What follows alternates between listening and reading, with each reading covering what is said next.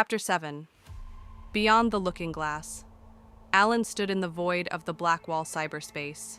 He had already gone through the process of slipping through the Blackwall defenses and had been waiting for me for a few moments. His avatar looked just like him, though it was a soft white shadow that was blurred along the edges. Typically, your avatar would be crisp and represent what you wanted to look like, while following the rules a given network, chat room, or social space allowed. Essentially, your appearance was the result of a negotiation between your preferences and the rules of any given space you were entering. All those considerations went out of the window when you passed beyond the Blackwall. Your preferences were considered, then interpreted, then the darknet churned it into something close. So how do you like the holy shit? Merida, what the hell?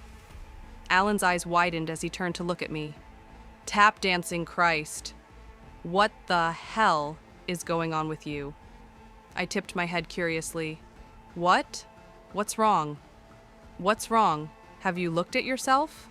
He balked and pointed at me. Obviously not, I replied, as if the answer was self-evident.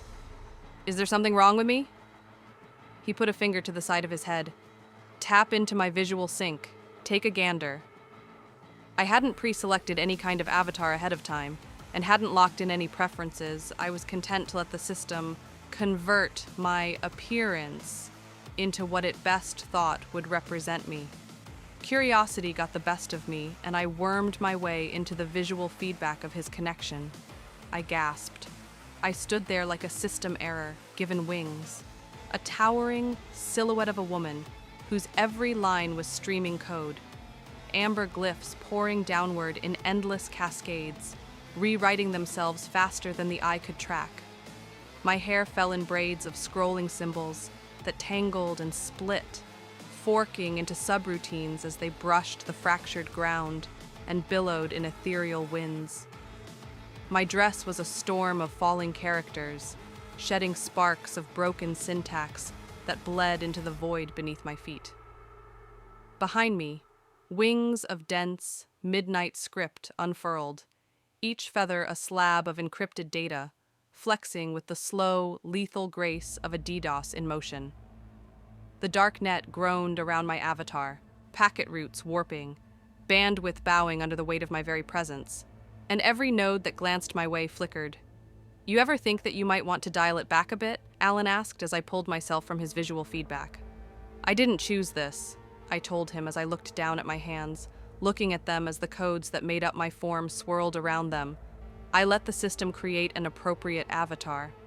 The system, that's the entire dark net you're talking about. Alan groaned. And it's barely even containing you. It's not something I can help, I protested. I've never actually sent an avatar into cyberspace until now. The only thing I've done is create brain dances and done remote hacking. I haven't had a need to actually dive into virtual spaces yet. Aren't you 12? Don't you go into virtual social spaces and play video games? He asked incredulously. I took a deep breath, or the virtual equivalent thereof, and sighed. I haven't been 12 for nearly 700 years, Alan. He paused and stared at me. Do you never take time to be a kid whenever you reincarnate? I was a little busy with social reconstruction on Theus, I replied. There's no such thing as a childhood in a post-apocalyptic wasteland even for normal children. And you know how busy I was in Westeros since you were there. So, no, Alan, I don't get time to be a child when I come to a new world. Alan stared at me silently for a while before he shrugged and turned to walk into the void. I've been doing a lot of diving past the Blackwall recently and have found that the AIs have started to catch on to where people slip through if they enter from the same general location enough times. I've been trying to figure out a way to trap one of them to use for study. I followed along, able to feel the coating of dark net move around me like I was wading through water. You want to try and study a Blackwall AI? Are you sure you have the facilities to keep it contained so that it doesn't get into the open net? Oh, please, Alan chuckled. As if I wouldn't consider that before trying something like this. If you look around carefully, you can see them hiding in the background, watching us. They're always curious at first. Some will get a little closer, but I'm always waiting for one to move in enough to activate my capture programs. To what end, though? I asked as I looked around. Sure enough, there were AI entities prowling about the void around us. I could sense their emotions as they watched us pass through. Most were curious, like animals seeing humans for the first time and simply wondering what sort of creature had wandered into their territory. Others were suspect, wondering why we were there. Then there were the ones who must have been stalking Alan from his previous entries. They wandered through the black wall, and they recognized him as someone who could come and go as he pleased. This meant he was a method to get through. The only thing that seemed to give them pause was me, and the effect I was having on the network. This was a novel and unusual event, and they weren't sure how to approach it. Alan flashed me one of his grins that meant he was up to no good. Try to replicate it, sell it, use it against a target for other means.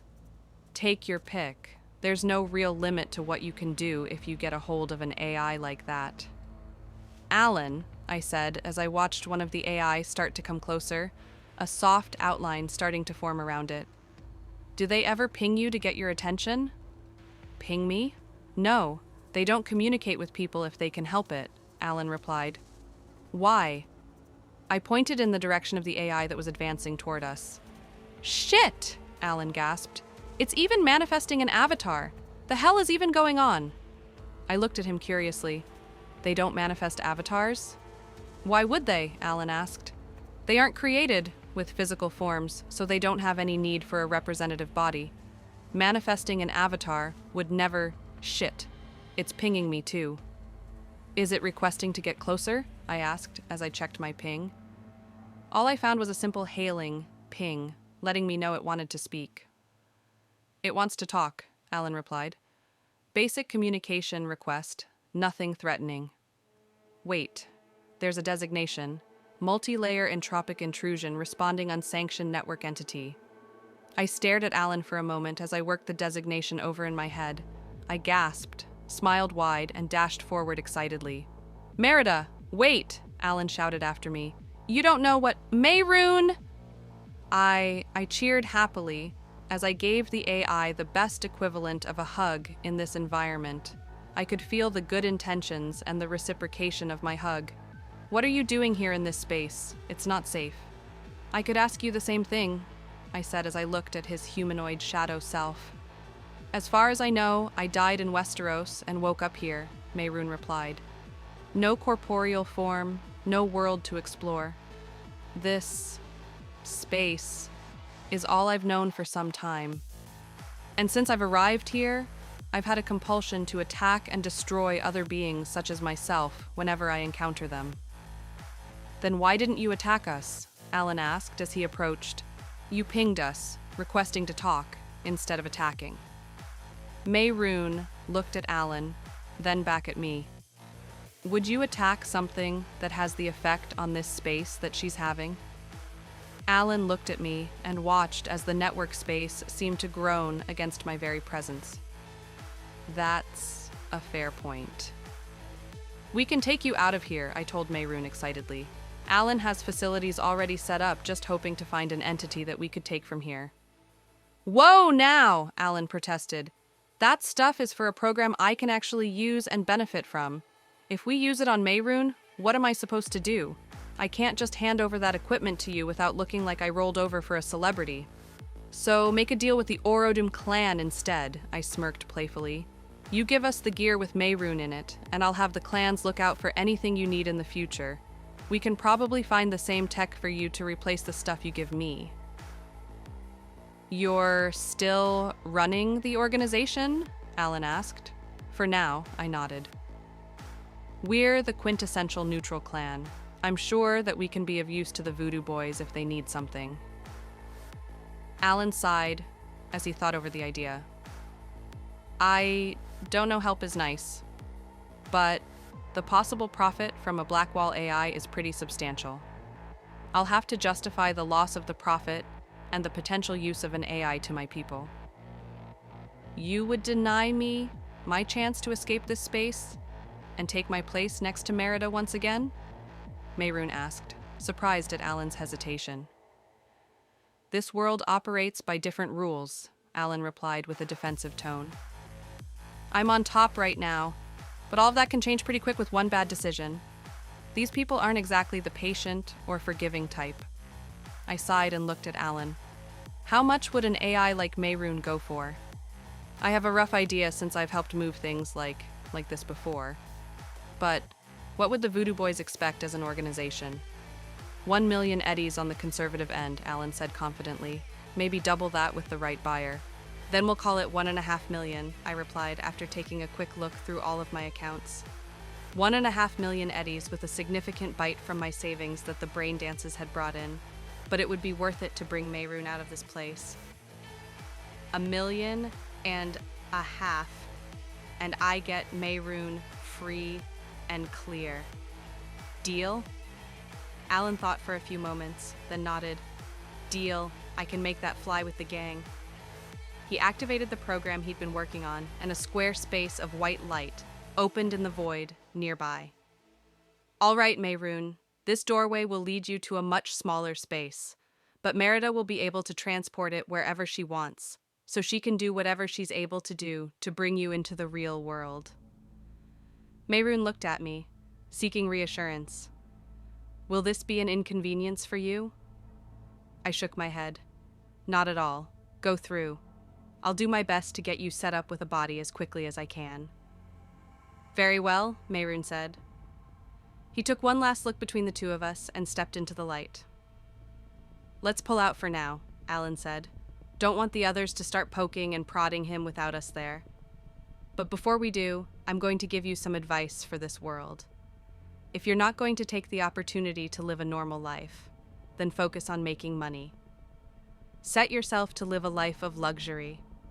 Anything less than that, and this world will eat you alive, unless you try and conquer it. I nodded and watched as Alan severed the connection. As his avatar blinked out, I took a moment to look around the space. His advice hung in the air, and I decided to take a moment to act on it before pulling out of the network. One moment, I was in the void. The next moment, I was back in the underground facility watching Alan stand up out of the ice bath. I didn't want to conquer this world. It didn't really need my guidance. His advice rang hollow in my mind. Make money? Just live a life of luxury? How boring would that be? How hollow or shallow of a life would that be? To live a life without purpose would be pointless. Is that really what he would do? Is that really what he thought I would be happy doing? I looked at the terminal dock where Mayroon was now housed and thought about how selfish it would be to focus on money and not the friends I'd been making along the way. I couldn't help but buck against the idea of just living a life without working for some purpose. I stood from my chair and walked over to the dock, taking in my hands and hugged it close to the copy of the Odyssey. I would find a purpose to focus on. I might not take over the world, the country, or even the city, but I would make the world better in some small way. And with the things I had started in the city, I thought I already had a good idea of how to just that.